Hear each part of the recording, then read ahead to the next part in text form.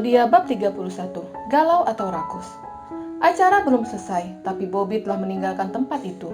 Jika dia tahu acara itu adalah acara lamaran untuk Yayu, pasti dia tidak akan hadir. Bude Nani telah menerima lamaran dari Ibu Andin, padahal wanita itu dan juga Yayu belum tahu sosok anak dari Ibu Andin. Dan anehnya, mata Bude Nani tertutupi oleh kemewahan yang ditunjukkan Ibu Andin. Mobil yang dikemudikan Bobby melesat di ibu kota. Hatinya tidak tenang tatkala melihat jemari Yayu disematkan orang lain. Walaupun bukan seorang pria yang menyematkan cincin itu, tapi tetap saja hatinya tak tenang. Gerutunya sembari mengacak-acak rambutnya. Berpikir saingannya adalah Robi, tapi ternyata saingannya bertambah satu orang lagi. Robi belum bisa disingkirkan, dan sekarang malah bertambah. Dia membutuhkan seseorang untuk diajaknya bertukar pikiran. Terlintas wajah neneknya yang tinggal di sebuah kota kecil. Kota yang tenang dari hiku-pikuk suasana kota. Nenek terlalu jauh. Gumamnya dan sebuah pesan masuk ke dalam ponselnya. Setelah selesai berpesta, jangan lupa jaga Siti. Bobby membaca pesan yang dikirimkan sahabatnya. Dia menghela nafasnya panjang. Ya, hanya Siti tujuannya. Untuk menemui neneknya akan membutuhkan waktu yang lama. Jadi lebih baik dia menjaga Siti.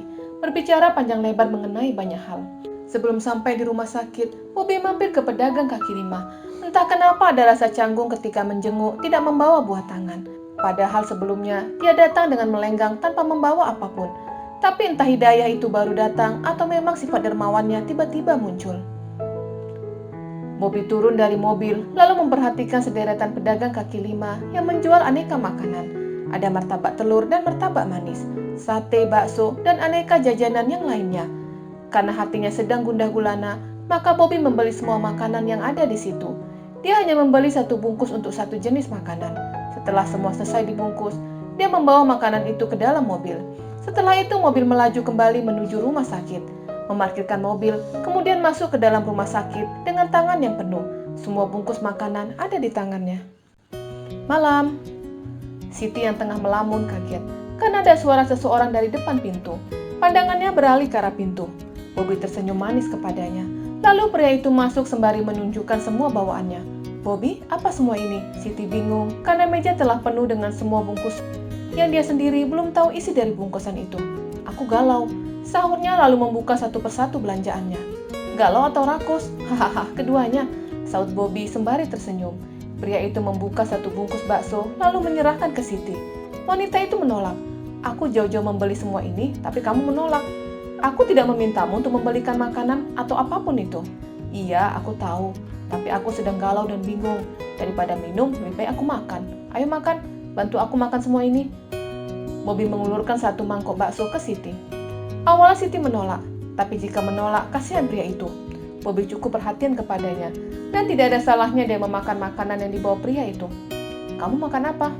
Ada banyak. Sate, martabak, mie goreng. Dia menunjuk semua makanan yang dibelinya. Dia hanya membeli satu jenis makanan. Dia hanya ingin mencicipi cita rasa dari makanan itu. Kamu sanggup makan sebanyak ini?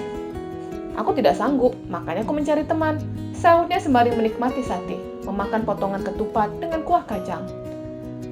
Tapi aku tidak bisa menghabiskan semua itu. Siti menunjuk semua makanan yang ada di atas meja. Makanlah semampumu. Siti menganggukkan kepala, lalu matanya memperhatikan penampilan pria itu. Bobby selalu menggunakan setelan jas ketika kerja. Begitupun sekarang, pria itu juga menggunakan tuxedo berwarna hitam dengan dasi kupu-kupu. Apa kamu baru saja menghadiri pesta? Tebak Siti. Bukan pesta, tapi tepatnya ini sebuah acara lamaran. Sahutnya lalu meletakkan tusuk sate ke tempat semula. Dia menjauhkan makanan itu darinya. Lalu dia menyandarkan tubuhnya ke sofa. Siti terus memperhatikan sikap Bobby yang murung. Pria itu selalu ceria, tapi malam ini pria itu memang sangat galau. Ada apa? Kamu bisa cerita kepadaku, itu kalau kamu mau. Kalau aku cerita kepadamu, yang ada malah menambah beban untukmu. Siti sedang ada masalah dengan rumah tangganya. Ketika dia menceritakan masalah yang dihadapinya, yang ada malah membuat wanita itu berpikir dan dikhawatirkan Siti akan stres. Tidak, ceritakan padaku. Mungkin aku tidak bisa membantu, tapi setidaknya kamu bisa lega. Kadang seseorang itu membutuhkan teman untuk bicara. Bukan meminta solusi, tapi dengan berbicara, beban itu rasanya sedikit berkurang. Ujar Siti yang sedang merasa lebih baik dari sebelumnya. Masalahnya dengan Paijo masih berlanjut, tapi ketika berbicara dengan Giwang, rasanya ada yang plong. Baiklah, aku akan bercerita. Cukup dengarkan, tidak usah memberikan tanggapan apapun. Tapi kalau kamu mau, silakan. Bobby menarik kursi yang ada di samping tempat tidur. Dia menduduki kursi itu. Aku dan Yayu mendapatkan undangan dari seorang wanita kaya raya. Yayu, Siti bingung. Oh, mungkin Gigi lupa menceritakan kepadamu kalau Yayu sekarang ada di kota ini. Bahkan ibunya juga ada di sini. Oh, Siti mangut. Bisa aku lanjut? Tanya Bobby. Siti menganggukkan kepalanya. Kami diundang ke acara itu yang katanya undangan makan malam. Dan ternyata itu adalah acara lamaran untuk Yayu. Seketika wajah Bobby langsung murung. Aku mengerti. Kamu sedih karena Yayu telah bertunangan dengan orang lain, tebak Siti. Pria itu menganggukkan kepalanya. Aku seperti baru saja kena prank, gerutunya. Jika tahu seperti ini, untuk apa aku hadir? Aku berpikir dengan menghadiri acara itu akan menunjukkan kepada orang kalau kami seperti pasangan kekasih. Tapi ternyata aku seperti keluarganya atau saksi dalam acara itu. Gerutunya mengingat kejadian tadi. Itu masih lamaran, tapi kamu sudah mundur. Siti memberi semangat. Sit, aku sudah melakukan segala upaya untuk meraih ibunya, tapi tidak mempan. Dan sekarang, ketika wanita kaya raya melamar anaknya, yang jelas-jelas wajah si pria tidak tahu, ibunya langsung setuju. Tidak tahu? Jadi maksudmu, Yayu tidak tahu siapa pria yang akan bertunangan dengannya?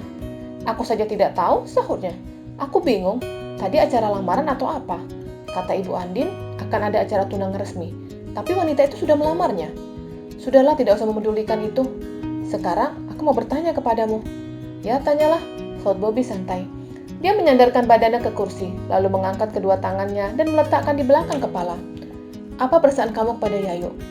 Aku tertarik kepadanya. Tertarik dalam hal ini banyak. Tertarik sebagai kekasih atau apa? Ya kekasih. Lalu, bagaimana perasaanmu kepadanya?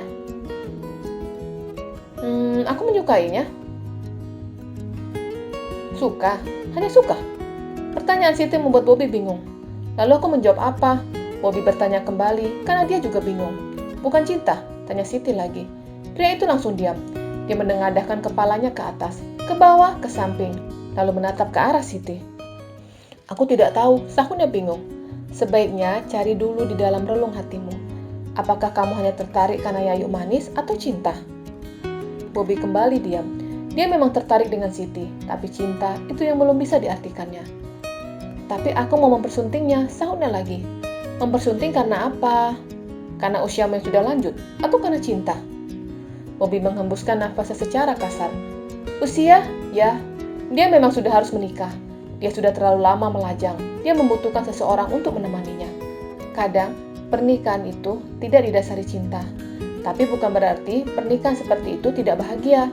Kadang ada pasangan yang ingin memahami pasangannya ketika menikah, mencari arti cinta dari hubungannya. Tapi ada juga yang karena cinta. Dan tidak semua pernikahan yang dilandasi cinta akan berakhir bahagia. Siti berujar seperti kisah hidupnya. Cinta kata yang tepat untuk rumah tangganya dengan Paejo. Mereka saling mencintai, tapi suaminya malah menggugatnya. Jadi dia mengambil kesimpulan, pernikahan tidak harus dilandaskan cinta.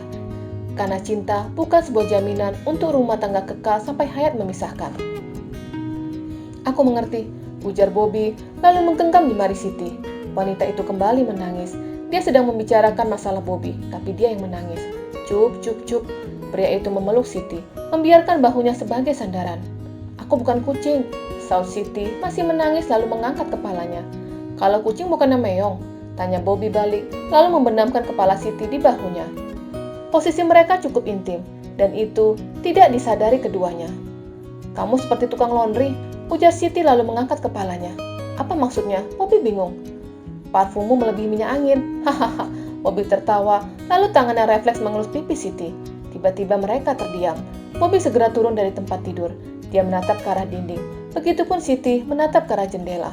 Bersambung.